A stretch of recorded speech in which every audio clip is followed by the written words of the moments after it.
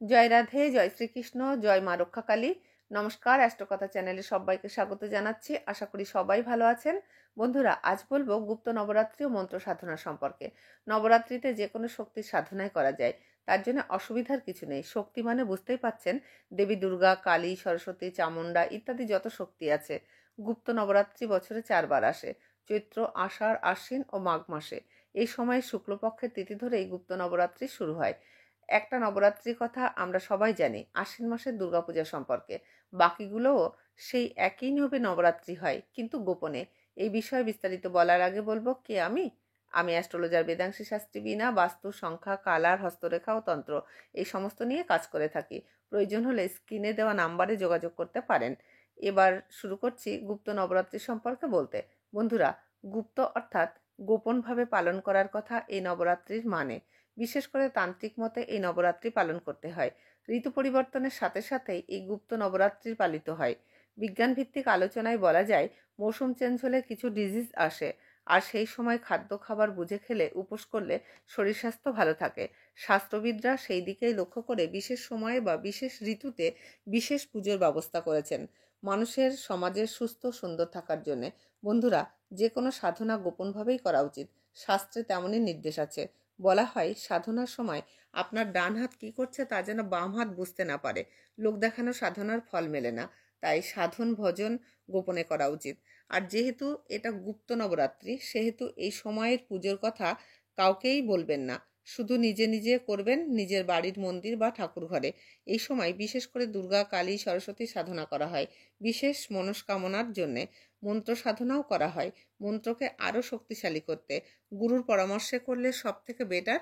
না হলে কোনো নিয়ম কানুনে না গিয়ে নিরামিষ খেয়ে এই 9 দিন, 10ই ফেব্রুয়ারি থেকে 18ই ফেব্রুয়ারি 2024, এই কয়দিন রাত্রে বা সন্ধ্যায় ধূপ দ্বীপ জ্বালিয়ে ফল মিষ্টি প্রসাদ দিয়ে যেমন পূজা করেন ওই রকম পবিত্রভাবে পুজো করবেন। ধুনোও ধরাতে হবে। তারপর আপনার যে শক্তিকে ভালো লাগে তার বীজ মন্ত্র জপ করতে হবে। সঙ্গে ওং নমঃ শিবায় এবং কালীর বীজ মন্ত্র ওং ক্লিং কালিকায় নমঃ বা দুর্গার বীজ মন্ত্র ওং দুং দুর্গায় নমঃ। এই রকম অন্তত রুদ্রাক্ষের মালাতে এক মালা শিবের মন্ত্র জপ অবশ্যই করবেন এবং তারপর আপনি যা সাধনা করবেন, যে শক্তির, তার আরাধনা করবেন। 3 বার বা 11 মালা 108 বার করে জপ করবেন। লক্ষ্য রাখবেন, প্রতিদিন এক মালা জপ হলে ভালো। বাড়াতে পারেন কিন্তু কমাবেন না, না হলে সমান রাখবেন। প্রতিদিন যতটা মালা জপবেন একই জপবেন। গুরু ছাড়া যখন এই গুপ্ত নবরাত্রি সাধনা করবেন, তখন আড়ম্বর করবেন না, যাতে ভুল হবে। একদম সাধারণ পূজাবিধিতে করবেন।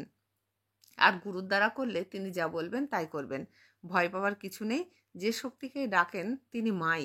তবে কারো খারাপ চেয়ে এই সাধনা করবেন না, তাহলে আপনার নিজের ক্ষতি হবে। এই গুপ্ত নবরাত্রি ঠিকমতো করতে পারলে, গোপনভাবে এবং মন্ত্র সাধনা জপ তপ ঠিকভাবে করতে পারলে খুব সহজেই সিদ্ধিলাভ ও মনস্কামনা পূর্ণ হয়। এই গুপ্ত নবরাত্রিতে একটা পানের পাতায় লাল চন্দন দিয়ে যদি ওং ক্লিং কালিকায় নমঃ লিখে মা কালীর চরণে অর্পণ করা হয়, তাহলে যা চাইবেন তাই পূরণ হবে। বেলপাতায় সাদা চন্দনে ওং নমঃ শিবায় লিখে শিবলিঙ্গে অর্পণ করতে পারেন। পান পাতায় কেশর ও চন্দন দিয়ে ওং দুং দুর্গায় নমঃ লিখে দেবী দুর্গার চরণে অর্পণ করতে পারেন। হনুমানজির চরণে পান পাতায় সিঁদুর দিয়ে হনুমানজির বীজমন্ত্র লিখে অর্পণ করলে মনস্কামনা পূর্ণ হয়। এই উপায়গুলো সব একসাথে করা যাবে না, যে কোনো একটা প্রতিদিন করবেন এবং নবরাত্রি শেষ হলে তা প্রবাহমান জলে ভাসিয়ে দেবেন। দেখবেন আপনার সাধনা সিদ্ধ হয়ে গেছে। এই সময় খুব অল্প সময়ে মন্ত্র সাধনায় সিদ্ধ হয়। তাহলে বন্ধুরা, এই ছিল আজকের উপায়। প্রতিদিনের মতো যেতে যেতে বলবো, কর্মা ইজ ওয়ার্ক। ভালো কর্ম করে নিজের ভাগ্য নিজেই বদলে ফেলেন। আর সম্ভব হলে আমার অ্যাস্ট্রোকথা চ্যানেলটিকে লাইক, শেয়ার ও সাবস্ক্রাইব করে আমার সঙ্গে থাকবেন। প্রিয়জনকে ভালোবাসবেন, ভালো রাখবেন, সম্মান করবেন, সম্পর্কের অপব্যবহার করবেন না। তাহলে আজকে বিদায় দিন। দেখা হবে অন্য পর্বে অন্য কিছু সঙ্গে নিয়ে। ততক্ষণে সবাই ভালো থাকেন।